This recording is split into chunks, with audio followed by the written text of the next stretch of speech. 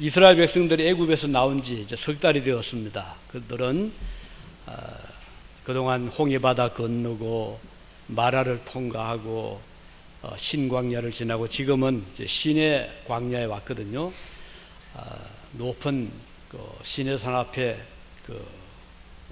밑에 산 자락에 도착을 했는데, 그때 이제 하나님께서 모세에게 말씀하십니다. 백성들로 하여금 옷을 빨아서 성결하게 하고 그리고 사흘 동안 준비하면서 기다리라, 이렇게 말씀을 하셨습니다. 왜 그랬을까요? 애굽에서 나올 때는 아주 급하게 나왔잖아요. 그래서 제대로 발효되지 못한 빵을 그대로 가지고 급하게 나왔는데, 이제 하나님께서 그들에게 삶의 지침이 되는 어떤 계명을 줄 필요가 있었습니다. 우리가 예수를 믿을 때, 처음에 믿을 때는 그냥 부름받고 전도받아 교회에 나왔잖아요. 그렇지만 이대로 그냥 나갈 수는 없습니다.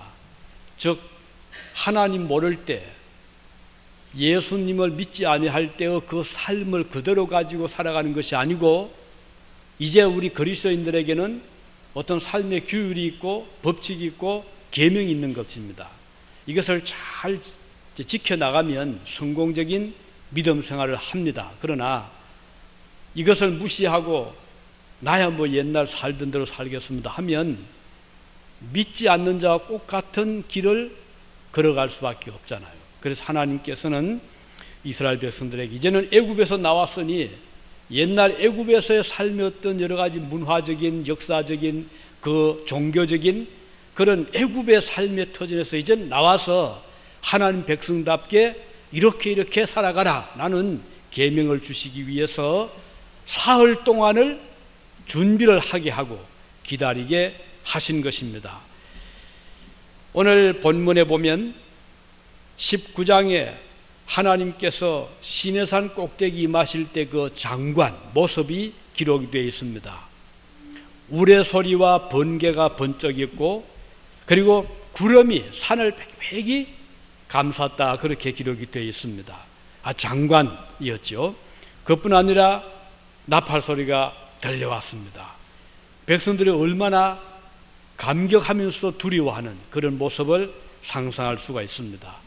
그때 하나님께서 모세를 불러서 이제 너는 산꼭대로 올라오너라. 그래서 모세가 백성들을 밑에 다 있게 하고 모세가 산에 올라갔습니다. 출애굽기 20장은 모세가 하나님을 대면해서 받은 10가지 계명이 기록이 되어 있는 부분입니다. 이 10계명을 하나님께서 주실 때 백성들로 하여금 이 계명을 마음에 잘 새기고 이제는 이대로 살아라 라고 명령을 하신 것입니다. 이 10가지 계명을 우리가 보면 크게 두 부분으로 나누어지거든요. 1계명에서 4계명까지는 하나님께 대한 우리의 어떤 의무 또 관계, 이런 것을 하나님에 대한 우리의 어떤 지켜야 될 사항을 말씀하고, 5계명부터 10계명까지는 우리 서로 인간관계, 교우관계, 같은 백성 간의 가족관계, 이런 여러 가지 인간 간의 사회적인 문제를 5째 계명부터 10째 계명까지 말씀을 하고 있는 것입니다. 이제 물론 다 중요하죠. 첫째 계명부터 10번째 계명은 어느 하나도 우리가 버려서 안 되는 중요하지만, 그러나 우리도 보통 그래 첫 번째 할 때는 의미가 큽니다. 첫째 할 때는 이스라엘 백성들도 마찬가지였어요. 첫째 계명이 그만큼 중요함을 여기서 알 수가 있는데, 오늘은 그 1계명이 뭔가를 같이 생각을 하고자 합니다.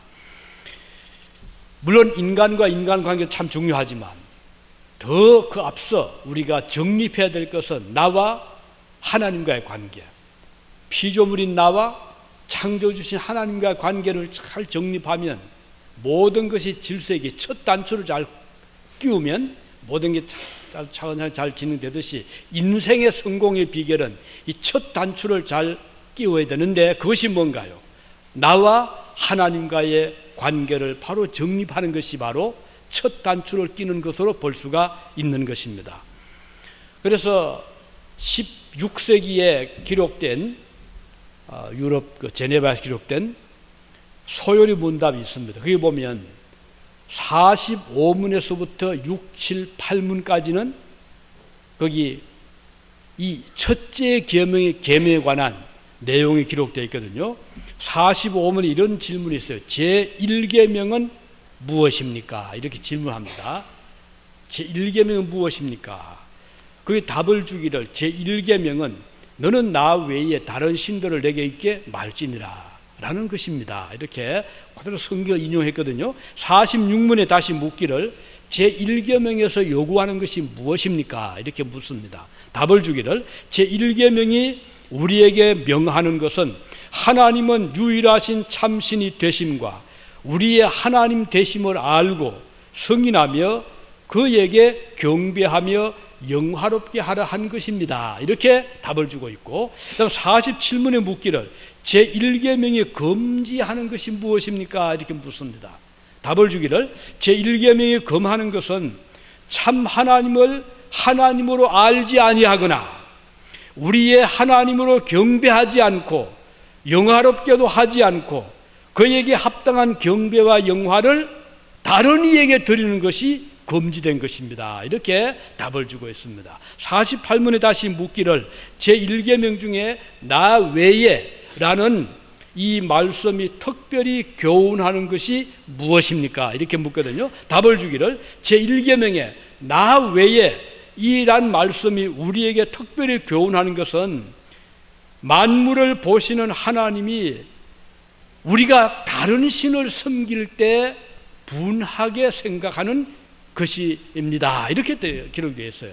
그러니까 여러분 자녀들이 가령 자녀들이 부모에 대해서 전혀 생각도 없고 관심도 없고 감사도 없고 다른 사람 보고 따라가면 부모의 마음이 어떻겠어요? 하나님 마찬가지로 하나님 우리를 창조했는데 우리가 하나님 대신에 우상을 섬기고 다른 것을 따라가면 하나님 그 마음에 아주 서운하게 여기신다. 그런 뜻으로 요리문답 45, 46, 7, 8 적어도 네 질문을 통해서 첫째 계명을 설명하고 있습니다. 그러면 제1계명은 무슨 뜻인가? 제1계명 중요한 것은요, 하나님을 먼저 알아라 라는 것이 중요합니다. 하나님은 과연 존재하는가? 또 하나님이 계신다면 그는 어떤 분인가? 우리가 좀 알아야 되잖아요. 하나님의 존재 자체를 부정하는 자에 대해서 성경은 말하기를 어리석다. 어리석은 자는 하나님 없다고 한다. 이렇게 단정을 하고 있습니다.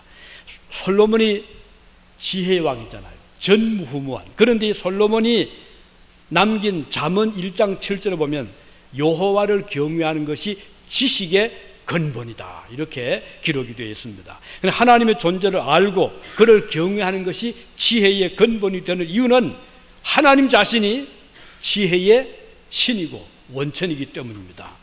에레미야도 이렇게 말했어요. 51장 15절에 여호와께서 그 권능으로 땅을 지으셨고 그 지혜로 세계를 세우셨고 그 명철로 하늘을 펴셨다. 이런 말씀이 나옵니다. 하나님의 존재를 어떻게 알 수 있을까요? 많은 사람들이 하나님을 연구하려고 하잖아요.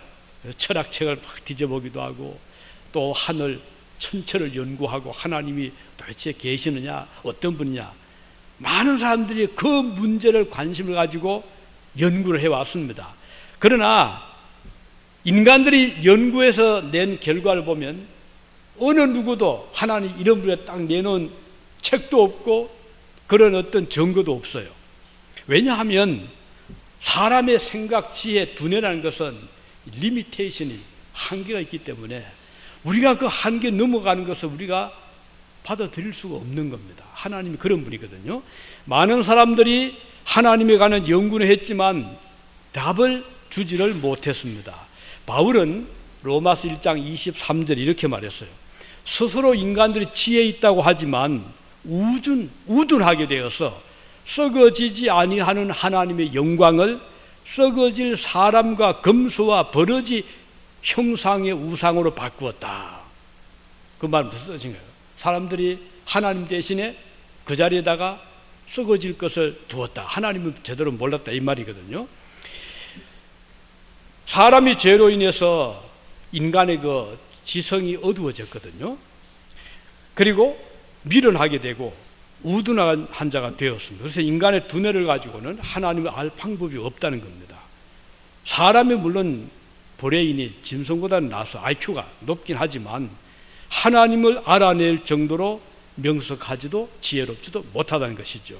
그렇지만 사람들은 스스로 하나님을 좀 연구하려고 노력은 했거든요. 그러나 다 실패하고 말았습니다. 이것이 인간 지식의 한계에 부딪히기 때문입니다. 사람들이 자연과 우주를 보고 어떤 절대자의 존재가 있을 것 같다고 추론을 합니다. 그러나 이것은 극히 제한적이고 정확하지 못합니다. 왜냐하면 인간보다 더 위대한 존재가 있다는 것 정도는 인식을 하지만 그분이 이런 분이라고 우리 머리로 가지고는 상상해낼 수 없다는 것이죠. 사도 바울의 남긴 말씀 중 이런 말씀이 있습니다. 로마서 1장 19절에 이는 하나님을 알만한 것이 저희 속에 보임이라 하나님께서 이를 저희에게 보이셨느니라. 이것을 사람들은 종교성이라고 합니다. 종교에 대한 어떤 생각. 모든 사람들에게는 이 종교성이 있다고 인정을 합니다. 만일 신의 존재를 부정한다면 그들은 그 신의 자리에 어떤 인간이나 물건을 둡니다. 그리고 우상화를 시도합니다. 하나님께서 싫어하는 거죠. 그렇게 하지 말라고 경계하십니다. 다윗은 그 아들 솔로몬에게 이렇게 말했습니다. 역대상 28장 9절에 보면 내 아들 솔로몬아 너는 내 아버지 하나님을 알아라. 그렇게 바로라 이렇게 말씀했거든요. 하나님을 알지 못한 사람들에게 하나님을 설명한 방법이 무엇일까요? 이게 매우 어려운 일입니다. 소경에게요, 아름답다라고 해도 이해를 못 하잖아요. 아름다운 것이 뭔가, 빨갛다, 빨간색이 뭔가, 소경을 알 길이 없습니다. 마찬가지로 사람들이 하나님에 대해서 아무리 설명을 해도 그에 대해서 우리가 바로 그것을 구체적으로 이렇다 하는 것을 알 길이 없다는 것입니다. 하나님께서 창조하신 결과물인 우주 만물을 통해서 우리가 간접적으로 하나님의 위대하신 존재에 대해서 생각할 수 있죠. 가령 우주 만물의 기원에 대해서 우리가 이야기를 한다고 하면 많은 사람들이 현대 과학을 믿잖아요. 과학이 최고다, 과학이 있어야 된다 이렇게 말하잖아요. 그래서 과학에서 이제 추리한 것은 뭔가요? 아메바에서부터 점점 진화해서 요즘 이 진화론은 세계를 막 지배하고 있거든요. 그래서 뉴욕에 가도 거기에 박물관 가보세요. 얼마나 진화에 관한 공룡 시대부터 어마어마하게 돼 있고, 유보에서도 최근에 또 진화의 과정을 또 이렇게 쭉 모아놓은 것도 최근에 또 그런 발표 나오더라고요. 이렇게 해서 오늘 이 진화론에 대해서 사람들이 굉장히 신뢰를 많이 합니다. 그들은 모든 존재의 기원을 거슬러 올라가면 하나라는 데는 다 인정해요. 우리 기독교에서도 모든 만물의 기원은 하나다. 그것이 누군가요? 하나님이 창조했다. 이게 기독교의 그 기본적인 사상인데, 이 과학적인 세계에서도 만물을 쭉 지금은 이렇게 종들이 판 나누어져 있지만 거슬러 올라가면 점점 좁혀지는데, 아주 원시적인 단순 세포인 아메바 등으로부터 점점 복잡하게 분열이 되고 발전이 돼서 오늘 이렇게 고등 동물이 인간이 된 거다 이렇게 말하거든요. 굉장히 비슷해 보이지만 큰 차이가 있는 겁니다. 그러면 과학이 뛰어넘지 못하는 게 뭔가요? 인간이 설령 원숭이에서도 그렇게 진화해가지고 인간이 되었다고 가정을 합시다. 이 원숭이가 또 올라갑니다. 그래서 점점 브레인도 좀 지능이 좀 낮은, 그래서 점점 올라가다 나중에는 아주 미생물 같은 아주 단순 세포 아메바 같은. 그러면 그것은 어디서 왔겠어요? 큰 폭발을 했다. 그 폭발이 된 그 원인은 뭔가요? 아무것도 그에 대해서 설명하지를 못하는 거예요. 우주 폭발의 기원 어디서 온 거예요? 이 빅뱅 이론이죠. 빅뱅 이론. 어디서 그렇게 빅뱅이 오게 된 거예요? 전 여기에 대해서 설명을 못 하거든요. 그러면서도 그들은 우리는 과학적이다 이렇게 말하는데 그야말로 이것은 아주 어리석은 그런 하나의 상상에 불과한 것입니다. 그리고 또 한 가지는 정신세계는 어디서 온 거예요? 정신 어디서 온 거예요? 자, 물질은 뭐 그렇게 발전 좀 될 수 있다고 합시다. 하지만 정신은 어디서 온 거예요? 영혼은 어디서 온 거예요? 지성은 어디서 온 거예요? 감정은 어디서 온 거예요? 이걸 해결할 길이 없는 겁니다. 있는 건 분명하거든요. 그래서 정신과 의사가 있잖아요. 만일 정신이 없다면 정신과 의사가 필요 없는 거예요. 만일 난 정신을 믿지 않는다, 스피릿 믿지 않는다, 그러면 정신과 의사가 왜 있어요? 있다는 것은 정신과 의사가 있다는 건 정신이 있기 때문에 있는 거 아니겠어요? 그럼 정신은 어디서 온 거예요? 이것도 물질에서 나왔나요? 답을 줄 수가 없는. 그래서 성경은 분명하게 우리를 하나님께서 창조하시고 인간에게 영혼을 불어넣으셨다 이렇게 말씀하고 있거든요. 하나님의 존재에 대해서 우리는 알아야 됩니다. 그러면 어떻게 하나님에 대해서 알 수 있을까요? 두 가지 길이 있습니다. 하나 많은 길이. 한 가지는 자연을 통해서, 만물을 통해, 이것을 우리는 신학적으로 일반 은총을 통해서 하나님을 본다 이렇게 말하거든요. 일반 은총이 뭔가요? 자연 만물, 우리가 볼 수 있는 게 있잖아요. 자, 예를 들면 끝없이 펼쳐진 푸른 하늘을 보면서 야, 참 하늘, 우주, 공간 크고 넓구나. 또 대양을 보면서 엄청나게 넓구나. 이것을 보면서 하늘과 땅을 창조하신 창조주의 위대함을 느낄 때, 그것은 간접적이지만 어떤 절제자가 위대한 분이 있구나, 이거 우리가 생각할 수 있잖아요. 아름다운 한 송이의 꽃을 들여다보면서 창조주의 아름다운 그 솜씨를 우리가 상상하게 되는 것입니다. 하늘에서 내리는 비와 눈이 자연을 정화시키고 만물을 소생하게 하는 것을 볼 때 하나님의 위대한 섭리를 우리가 느끼게 되는 거잖아요. 이런 자연의 세계를 보면서 우리는 부정할 수 없는 하나의 사실에 도달하게 되는데, 그것은 신은 정말 위대하다. 그리고 그분은 우리 인간들이 감히 닿을 수 없는 그런 어떤 능력을 소유한 분이다. 이렇게 우리가 추론할 수 있잖아요. 만일에 이 자연을 보면서 세상을 보면서 이거 저절로 됐지라고 그렇게만 판단한다면 손바닥 가지고 태양을 가르는 그런 의성과 마찬가지로 할 수 있겠습니다. 그러나 이 자연적인 방법 가지고는요, 하나님을 구체적으로 알 수는 없어요. 하나님이 어떤 분인가 분명하게 알 수는 없는 거죠. 왜냐하면 그 창조주가 뭔가 조물주에 있는 것 같긴 한데 그분이 어떤 분인지에 대해서는 알 수가 없거든요.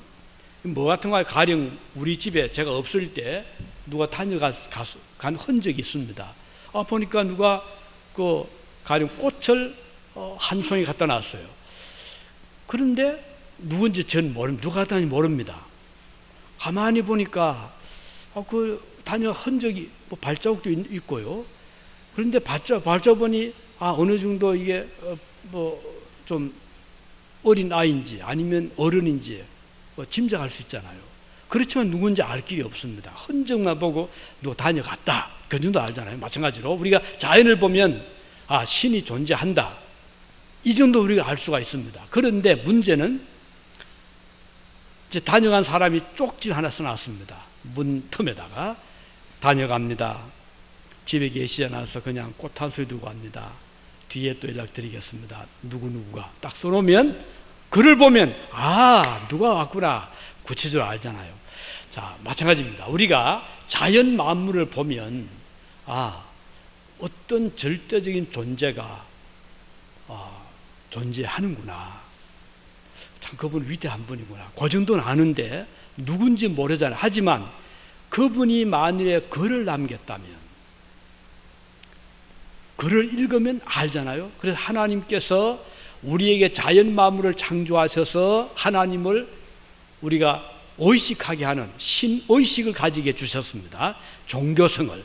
그 다음은 하나님은 글을 남겨주셨어요. 그것이 뭔가 하니 우리가 늘 읽는 신구약 성경입니다. 그래서 성경 읽으면 거기에 뭐 정확하게 언제 태초에 누가 하나님이 무엇을 천지를 어떻게 창조하시니라. 구체적으로 하나님이 세상을 이처럼 사랑하사 독생자를 주셨으니 이는 저를 믿는 자마다 멸망치 않고 영생을 얻게 하려 하십니다.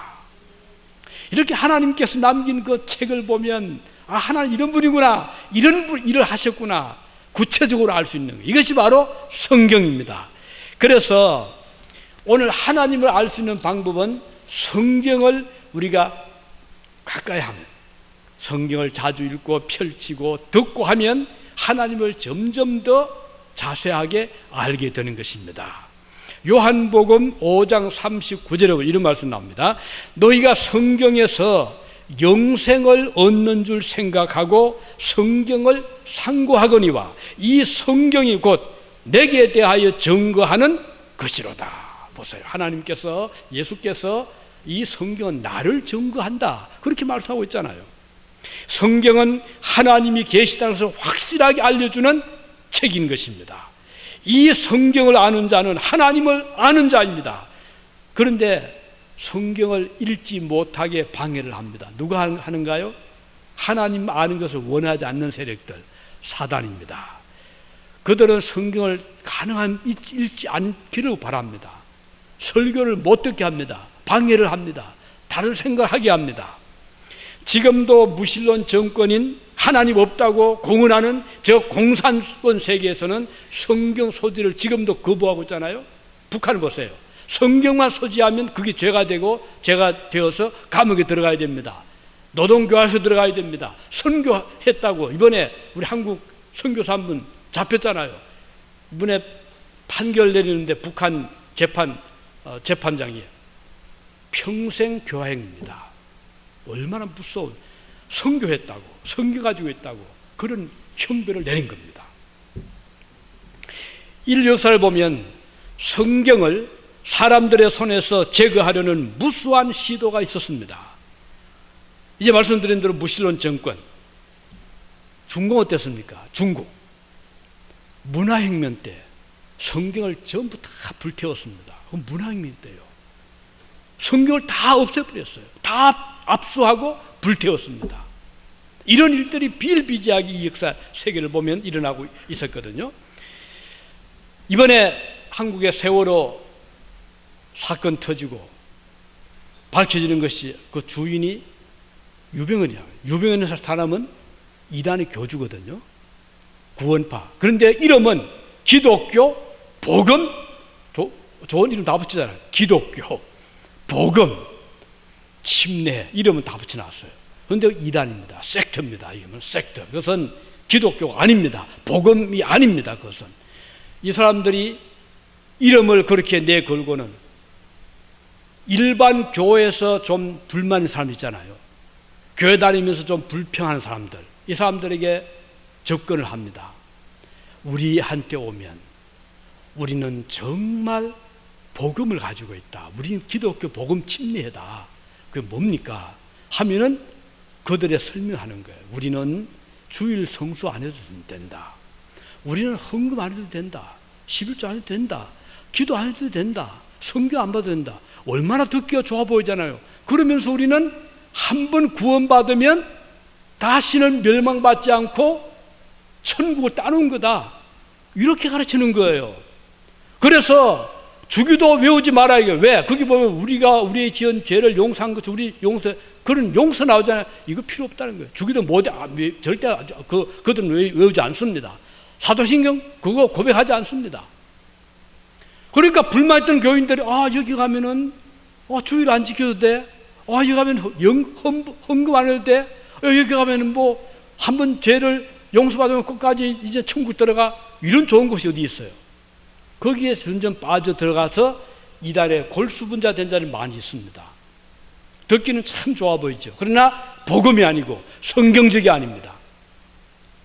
유병헌이는 그 장인이 권신찬입니다. 이 권신찬 씨는요, 한때 극동방송에 그 책임자였어요. 그런데 이 사람은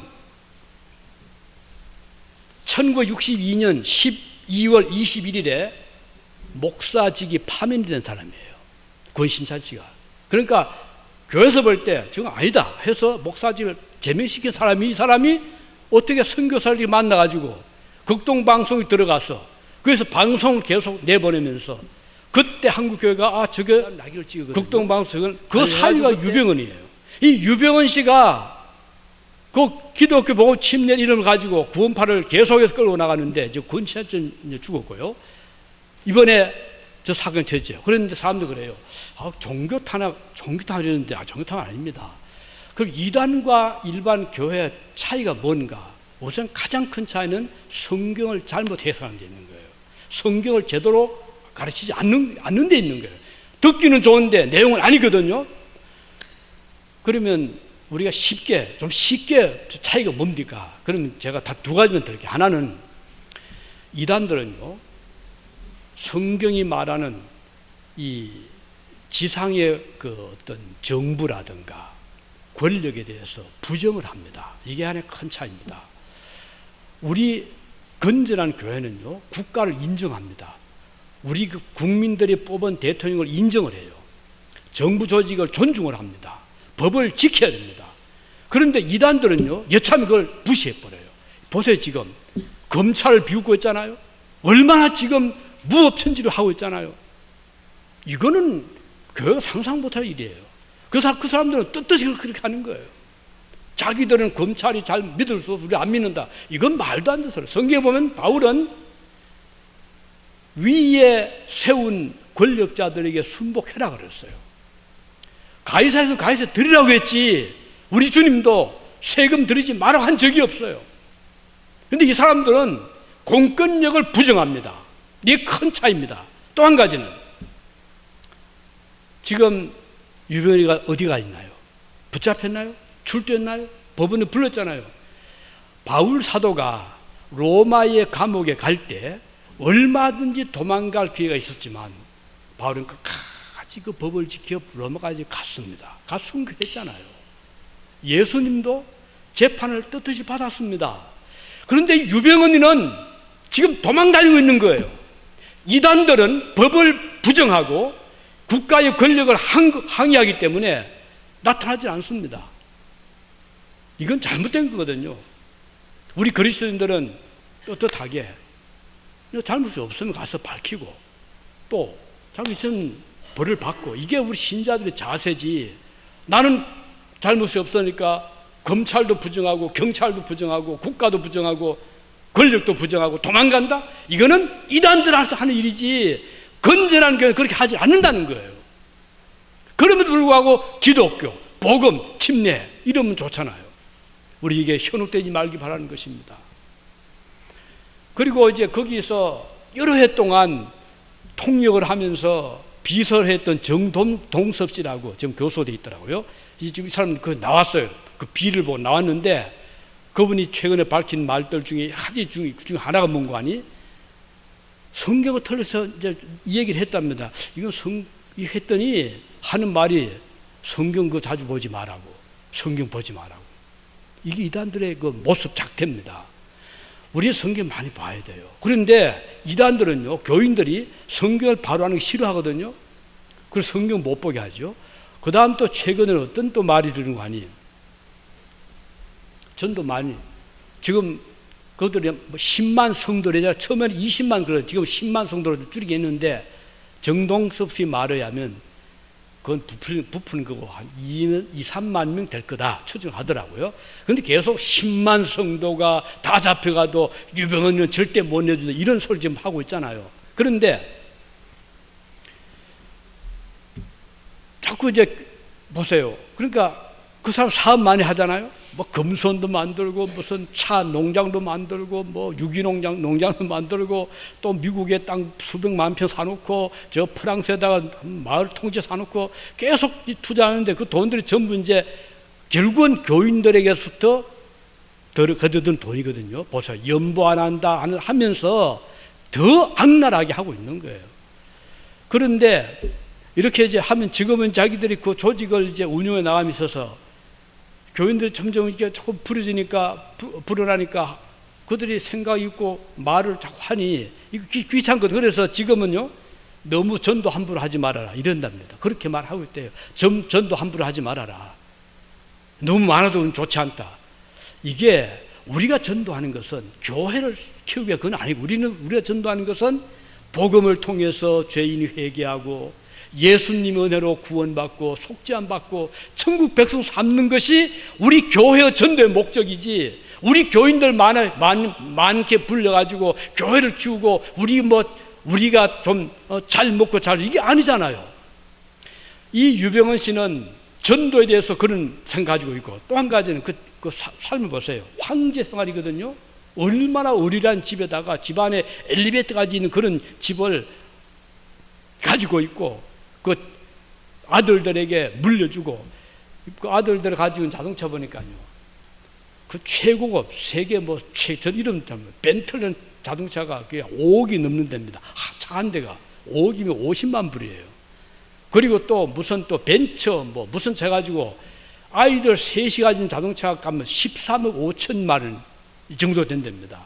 이거는 우리 교회에서 상상 못할 일이에요. 그러나 이단들이 이것을 눈도 끔찍하지 않고 그렇게 하고 있거든요. 그런데 왜 자꾸 이런데 자꾸 이렇게 현혹을 당하냐 말이에요. 우리 교회는 가난해야 됩니다. 그래서 교회가 돈이 있으면 자꾸 이렇게 써야 돼요. 좋은 일 써야 돼요. 선교 써야 되지. 모아가지고 자꾸 이렇게 사치해서 이렇게 쓰는 건 아니거든요. 우리 성도들도 마찬가지로 너무 명품 좋아하지 마시고요. 너무 잘 먹고 잘 하지 마십시오. 주님 앞에 우리는 다 가난한 자들이잖아요. 우리 예수께서 우리를 위해서 가난하셨는데, 주님 우리를 위해서 모든 걸 주셨는데 우리는 왜 잘 살아야 됩니까? 우리가 주님 여유 있으면 좋은 일 쓰고 천국에 좀 보화를 쌓자고요. 이게 신자들 의무지. 이단들은 그렇지 않습니다. 박태선이도 전도관 만들어가지고 자기들의 그 집단촌 만들었잖아요. 통일교도 얼마나 돈 많이 끌어 모았습니까?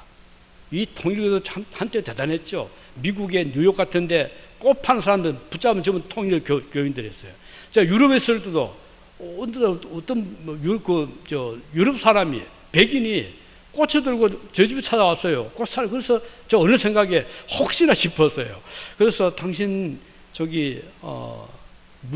문선명이 안 했더니 자기가 아주 존경한대요. 통일교 신자라.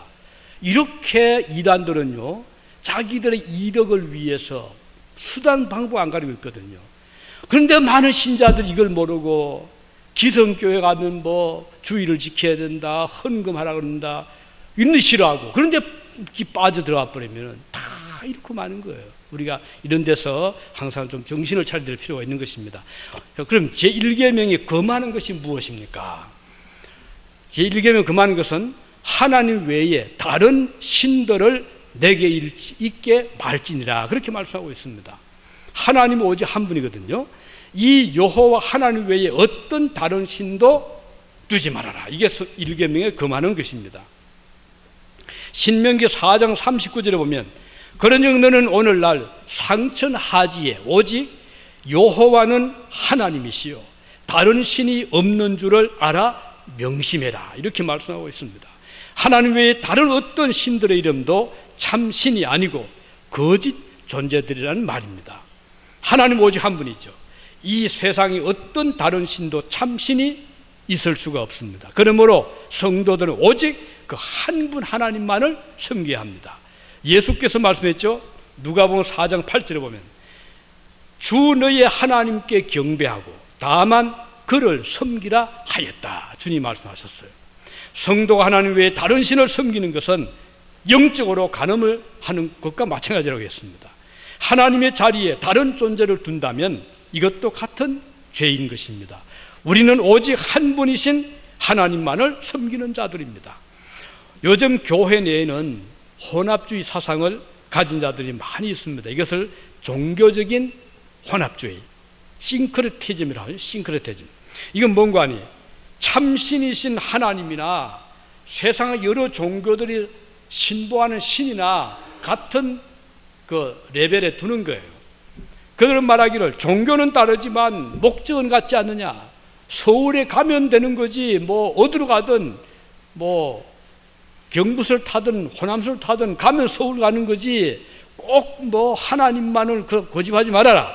그래서 기독교 말하는 천국이나 불교에서 말하는 극락이나 다를 게 없다 이게. 천국 가면 극락 가면 되는 거지. 이게 바로 혼합주의자들의 논리거든요. 이 세상의 모든 종교들은 다 진리를 추구하는 같은 목적을 가지고 있기 때문에 어떤 종교를 따르든 간섭하지 말라는 거예요. 이번 여름 한국 서울에서 큰 행사가 있습니다. 캐토릭이 이제 주축이 되고 로마 교황 프란시스코가 옵니다. 굉장히 뭐 국가적으로 의미가 크다 이렇게 이제 생각들을 많이 하잖아요. 그런데 문제가 뭔 거 아니에요. 이번에 교황이 오면 한국에 있는 모든 종교 지도자들을 모으자 이렇게 되는 거예요. 그래서 물론 캐톨릭도 당연하고 다음은 기독교 한기총 거기 책임자하고 그다음 불교 스님 한국에 아주 명망로 스님 한 분하고 그다음 천도교 교주 한 분하고 그리고 또 유교 또 대표 한 분하고 한국의 모든 종교 지도자들을 모아서 그분을 아련하자. 지금 이런 계획을 하고 있습니다. 실제하고 있는 겁니다. 지금 이것을 우리가 어떻게 봐야 될까요? 종교 서로 화해하고 그러나 우리가 참 이런 것을 우리는 용납해서 안 됩니다. 왜냐하면 목적이 같을 수가 없어요. 우리가 믿는 우리 그리스도의 우리의 믿음은요 종교 중에 하나가 아닙니다. 우리는 예수 그리스도의 보혈을 통한 주님의 희생, 십자가의 죽음을 통해서 우리의 죄를 씻어주신 그분을 우리가 믿고 영생함을 받는 것이지 우리가 어떤 진리를 추구하고 어떤 신을 추구해서 다른 종교들처럼 가는 하나의 종교가 아니라 이겁니다.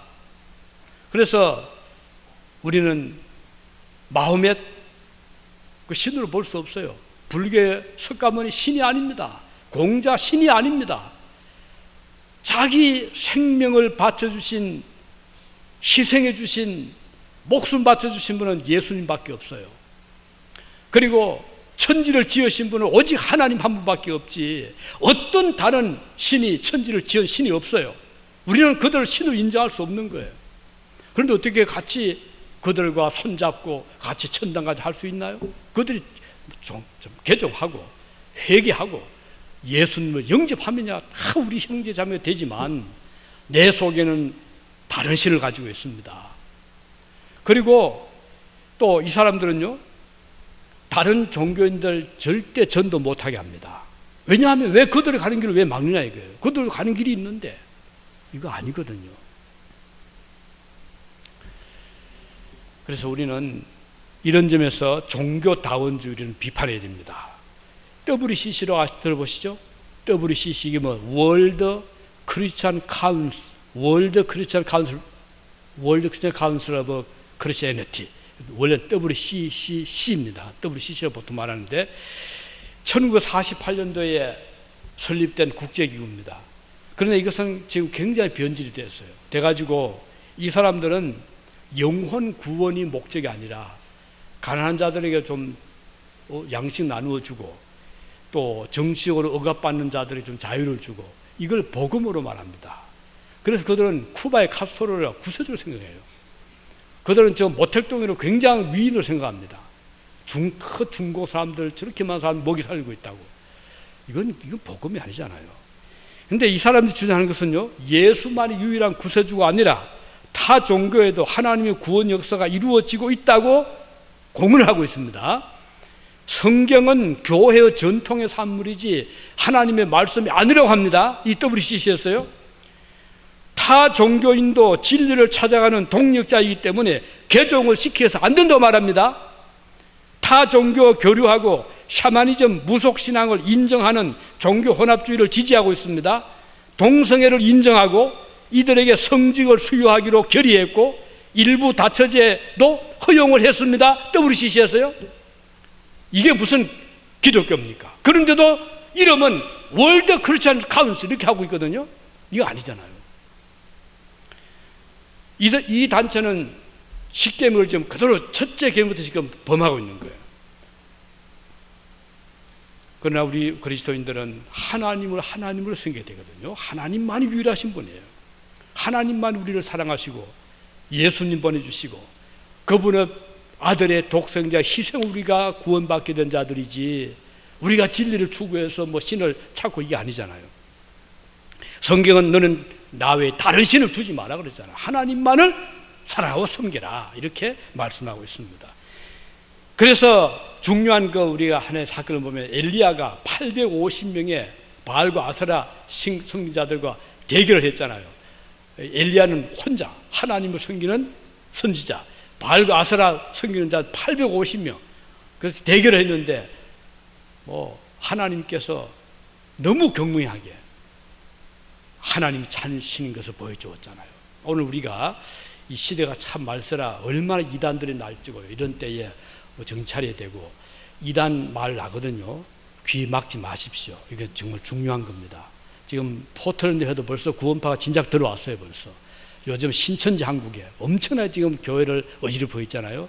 한때 박대선이 통일교, 문선명이, 또 저기 노광공이, 또 저 용문산에 이런 많은 이단들이 우리 한국에는 많이 어지럽혀 있는데, 이럴 때 우리가 정신을 차리고 이단에 대해서 우리가 항상 경계할 필요가 있고, 이건 성경과는 너무 다르잖아요. 그래서 미국에서도 몰몬교 이단입니다, 안식교 이단입니다, 이거 빠져서 안 됩니다. 우리 경계해야 되거든요. 우리는 기독 정통적인 교회를 믿음을 지켜나가야 우리 자신도 보호가 되고 우리 교회가 보호가 된다는 걸 기억하시고, 오늘 우리가 이 말씀 첫째 계명